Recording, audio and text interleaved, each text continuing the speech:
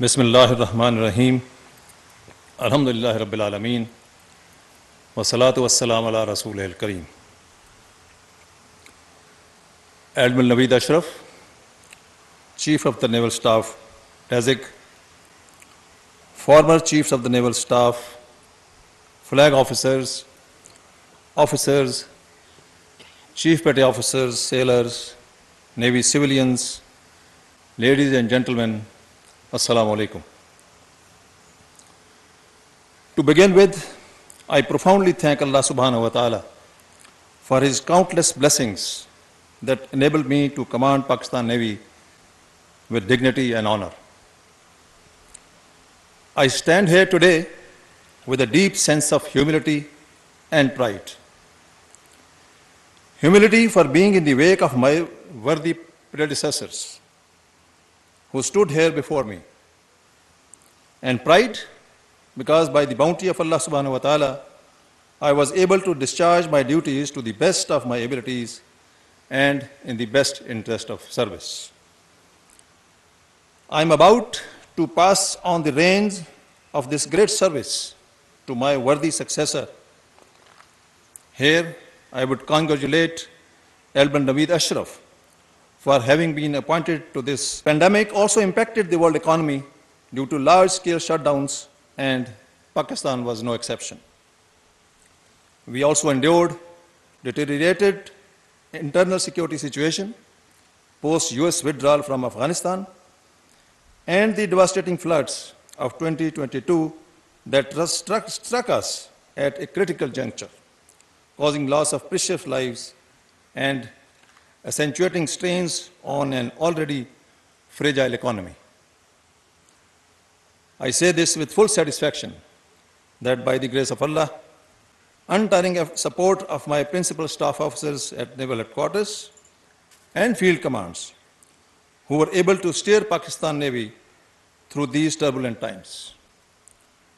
Today, the Navy stands as a strong and vital arm of country's armed forces, capable of protecting our maritime frontiers and radiating deterrence. Pakistan Navy has also emerged as an effective contributor towards socio-economic uplift of the country, bringing a paradigm shift in the image of Pakistan Navy at the national and international levels. Today, the backbone of our service is formed by state-of-the-art surface ships, a dependable subsurface force, superior naval aviation, and agile marines. Me and my team strive for this transformation, which was made possible by our shift from threat-based to capability-based planning, from a mere defender to a warfighter mindset, and from a reactive crisis handler to a proactive problem-solver approach. This has been incorporated into our training from basic to advanced professional courses as well. I am fully confident that this will continue to get strengthened with time. Our successes as a service would greatly depend on our willingness to embrace innovation, adapt to changing times, and be prepared to leverage technology to fight wars that may be beyond our current imagination. I emphasized on introduction of AI and mechatronics in the Navy. We must keep in mind that capabilities of artificial intelligence, robotics, and unmanned systems would be the cornerstones of success or failure in the next conflict. We cannot afford to ignore these domains, not even slightly. In this age of fifth-generation warfare, our people are under a multitude of social, economic, and ideological stresses, which are ubiquitous in nature. This needs us to continue to stay engaged with our crew so that all adversarial attempts may be fought back strongly. It was my personal goal to make sure our people understood the importance of information security and perils of the misguided social media. This is something that must continue to be an area of real concern. Ladies and gentlemen, as India transitions into Bharat, we will see pronounced fundamentalism, extremism, and bigotry in our neighborhood.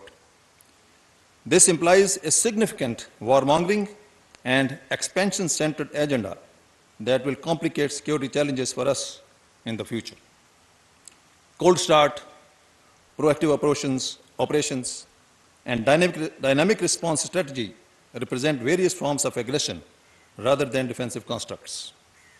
We must be prepared to respond to these challenges with professionalism, preparedness, and unwavering self-esteem.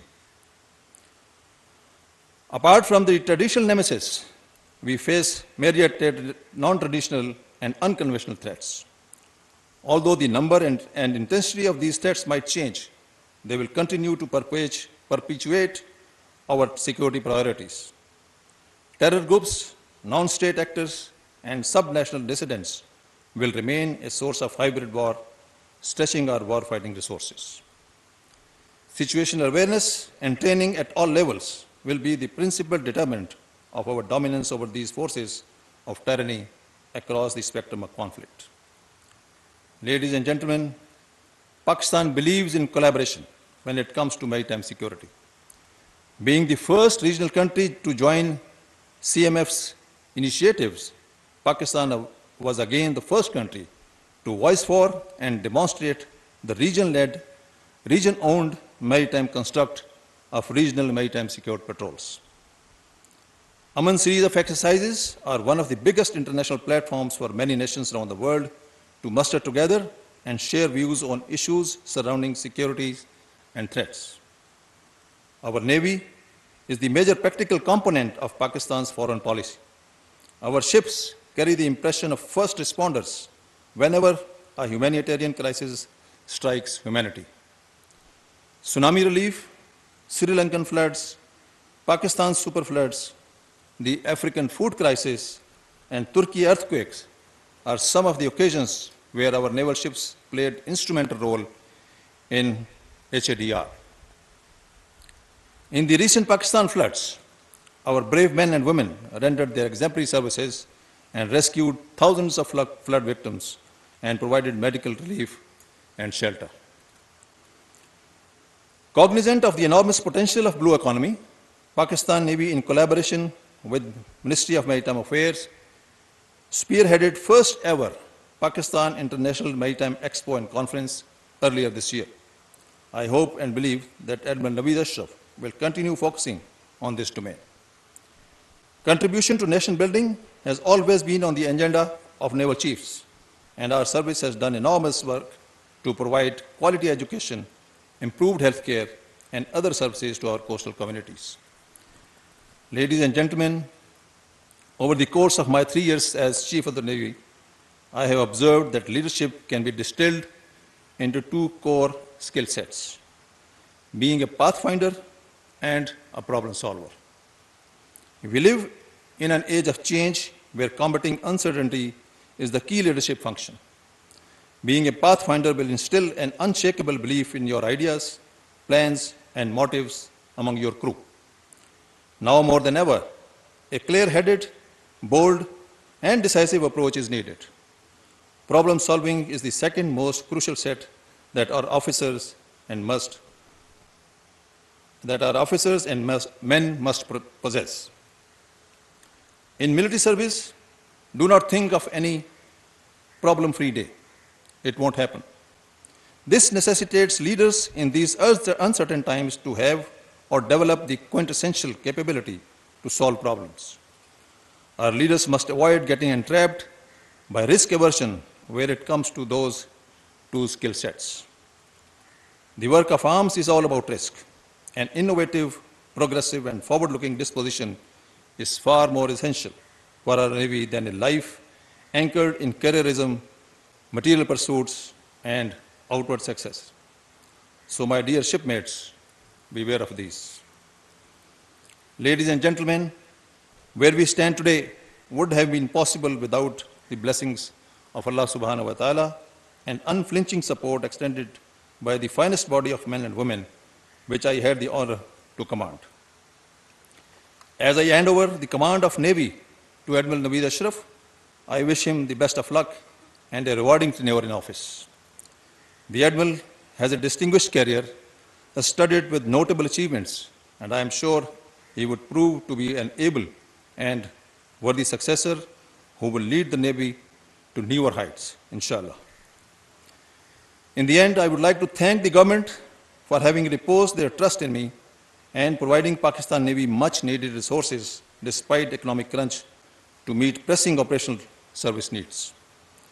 I also thank Ministry of Defense, Joint Staff Headquarters, and sister services for rendering all-out support to Pakistan Navy in execution of its sacred responsibilities of maritime defense.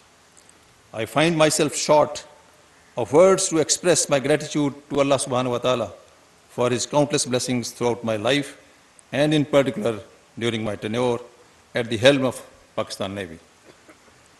As I say farewell to arms, I pray to Allah subhanahu wa ta'ala to enable Pakistan Navy to continue to gain strength and achieve zenith of excellence. Ameen. May Allah be our guardian. Pakistan Navy Zindabad. Pakistan Paindabad.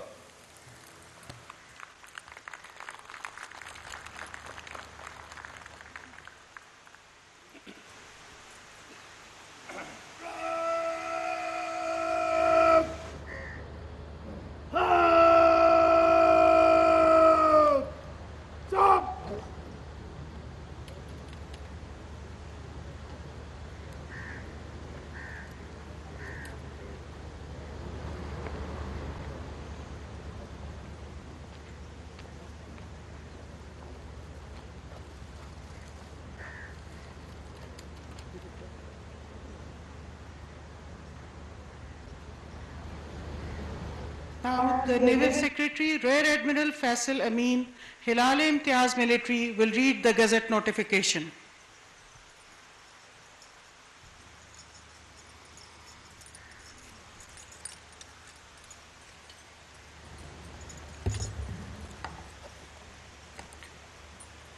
Bismillahirrahmanirrahim.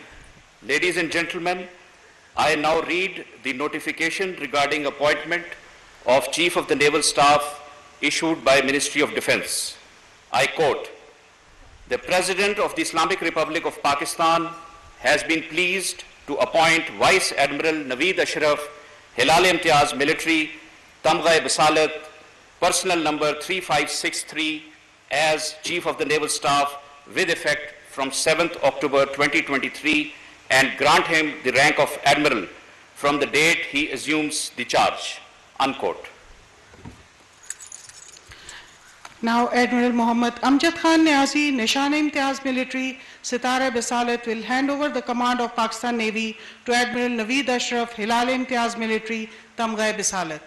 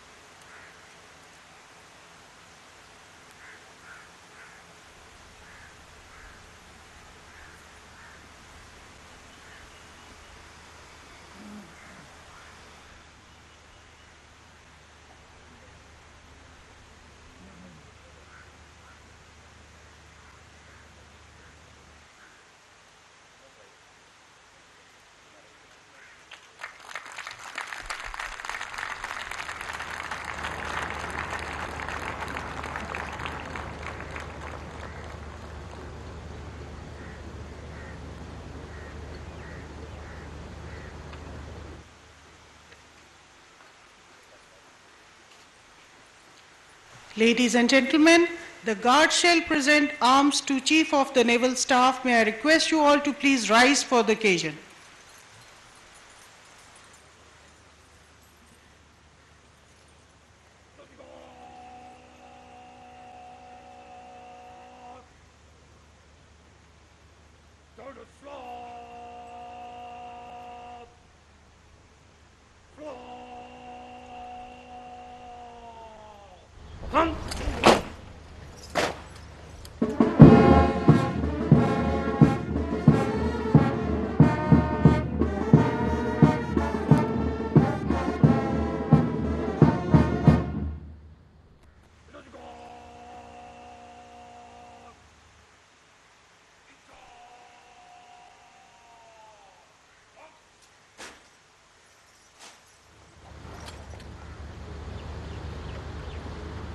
Now the brigade commander will give Qaumi Nara to Admiral Muhammad Amjad Khan Niazi, Nishan-e-Imtiaz Military, Sitara Bisalat.